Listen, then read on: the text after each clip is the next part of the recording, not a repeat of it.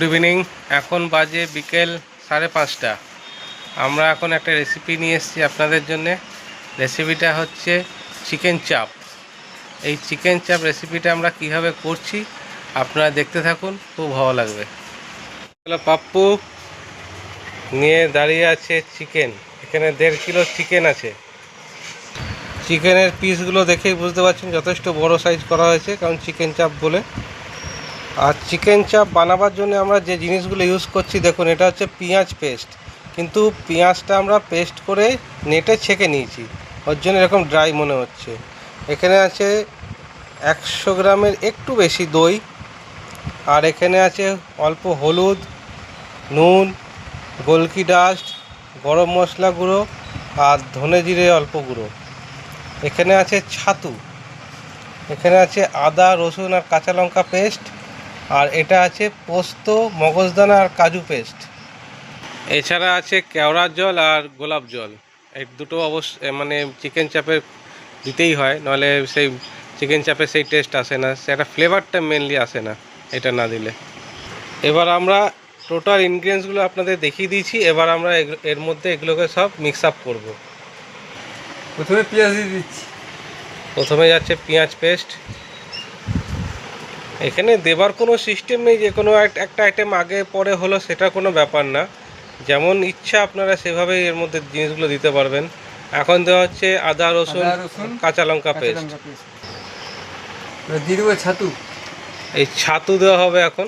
ছাতু মোটামুটি 100 গ্রামের মতন আছে। অনেকে ছাতু ইউজ করেন না আপনারা, তবে আমাদের দেখে একবার ছাতু ইউজ করে দেখবেন, চিকেন চাপে একটা আলাদা মাত্রা আনে টেস্টের।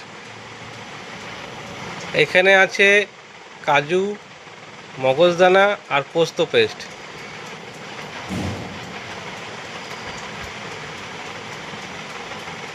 তবে অবশ্যই ছাতুটা আপনারা একবার ইউজ করে দেখবেন আমাদের কথা শুনে, খুব ভালো লাগবে খেতে। টক দই দিয়ে দিচ্ছি। টক দই 100 গ্রামের একটু বেশি আছে।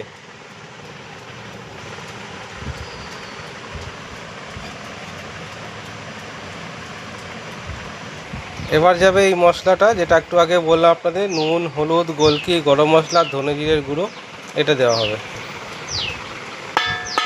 এবারে কেওড়া জল, এবার গোলাপ জল, এই দুটো দেওয়ার পর এবার এটাকে খুব ভালো করে মিক্সিং করে রাখতে হবে। মানে যেটা মাখবেন খুব ভালো করে মাখবেন।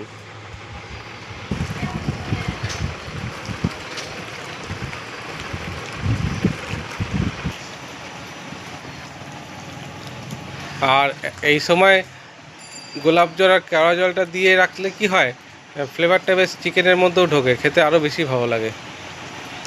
আর একটা জিনিস দেখুন, মাখাটা কতটা ড্রাই হয়েছে, কারণ আমরা যেহেতু পেঁয়াজের জলটা ছেঁকে নিই এই কারণে।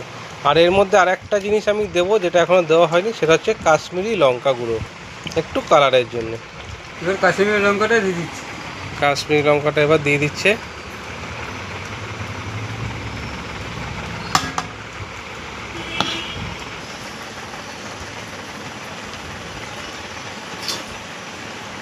দেখুন মাখা আমাদের কমপ্লিট হয়ে গেছে।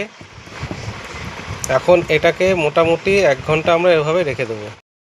আমরা ইউজ করেছি কাঁচা লঙ্কা আর গোলকি, যে পরিমাণ দিয়েছি তাতে ঝাল যথেষ্ট হয়ে যাবে, অসুবিধা হবে না। গুঁড়ো লঙ্কাটা ইউজ করলাম না আজকে, অনেকে করে অনেকে করেও না, আমরা আজকে করিনি।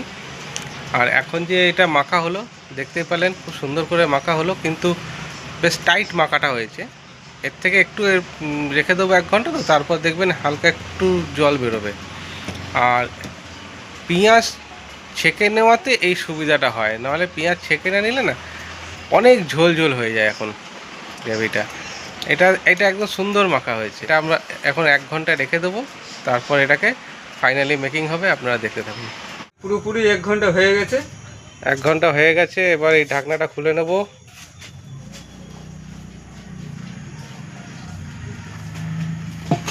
এবার এর মধ্যে দেওয়া হবে অল্প রিফাইন তেল।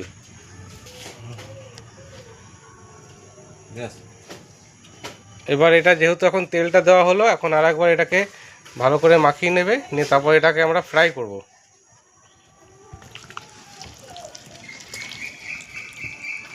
অনেকটাই নরম হয়ে গেছে।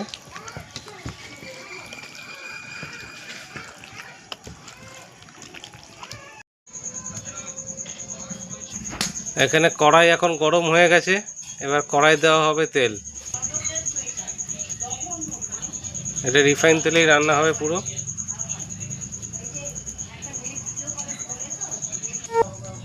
তেল গরম হয়ে গেছে, এবার অল্প অল্প করে চিকেনগুলো ভেজে নেব।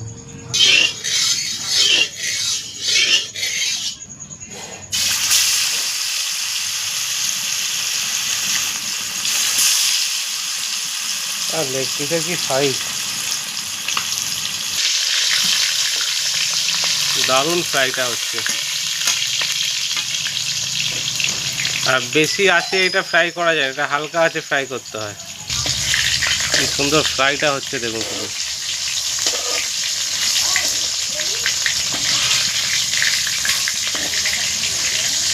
হালকা স্টিমে এটা এমনভাবে ফ্রাই করতে হবে যাতে ম্যাক্সিমাম সিদ্ধটা হয়েই যায়। আমার প্রথমবার এটা হয়ে গেছে, এবার উঠিয়ে নিচ্ছি।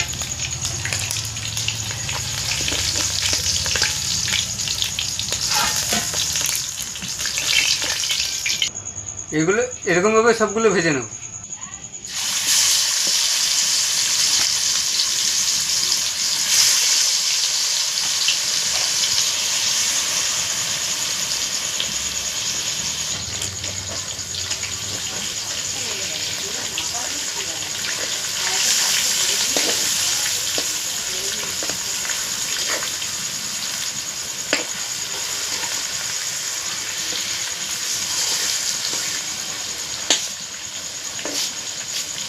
কি সুন্দর একটা ফ্লেভার আসছে।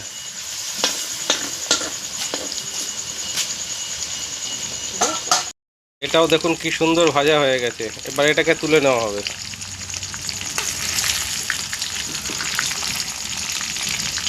যেভাবে ফ্রাই করা হয়েছে এটা এখনই আবার এমনি শুধু খেলেও খাওয়া যাবে, এরকম অবস্থা।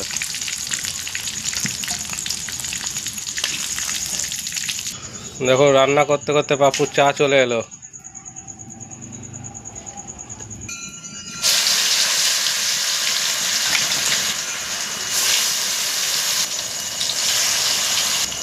আমাদের চিকেনের পরিমাণটা একটু বেশি আছে বলে আমরা একটু ভেজে ভেজে নিচ্ছি, নাহলে একবারে এটা ভেজেও করা যায়।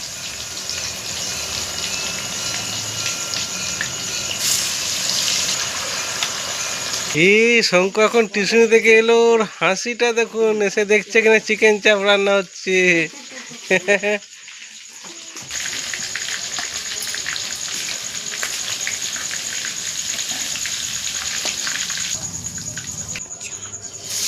এটা আমাদের লাস্ট অ্যান্ড ফাইনাল রাউন্ড। একটা ছোট্ট পিস দিয়ে দিয়েছিল দোকানদার।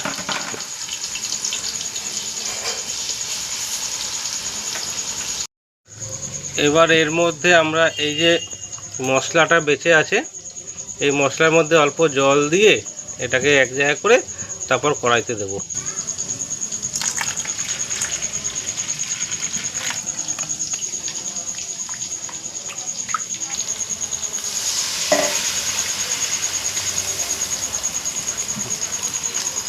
এবার আগে যে ভাজা হয়েছে এই চিকেনগুলো, ওগুলো সব এর মধ্যে দিয়ে দেওয়া হবে।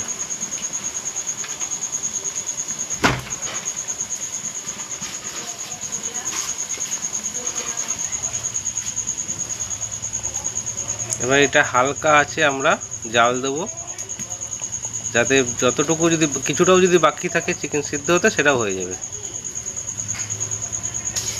তবে এটা খুব বেশিক্ষণ টাইম লাগে না।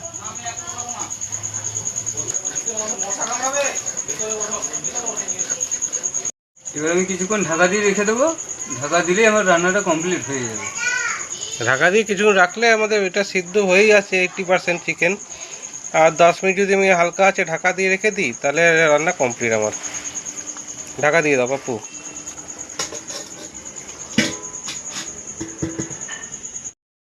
এই সময় একদম হালকা আছে এটাকে জাল দিতে হবে, 10-15 মিনিট জাল দেবো একদম হালকা আছে, তাহলে তেলটা একদম পুরো বেরিয়ে আসবে, দারুণ হবে জিনিসটা, আর মাংসটা একদম সফট হয়ে যাবে। আরও 20 মিনিট হয়ে গেছে, এবার ঢাকনা খোলো দেখি।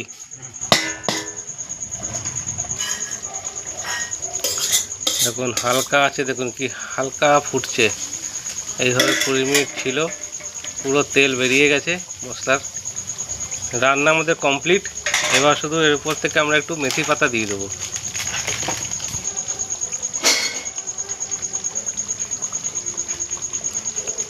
অল্প মেথি পাতা দিয়ে দেওয়া হলো।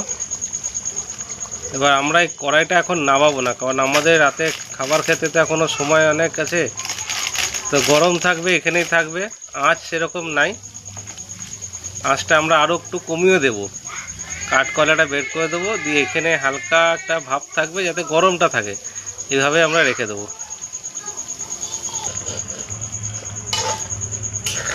পুরো মশলা থেকে তেল বেরিয়ে গেছে।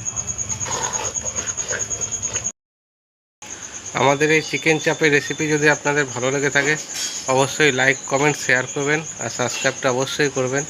ভালো থাকবেন, সুস্থ থাকবেন। দেখা হচ্ছে আবার নেক্সট অন্য একটা মেনু নিয়ে।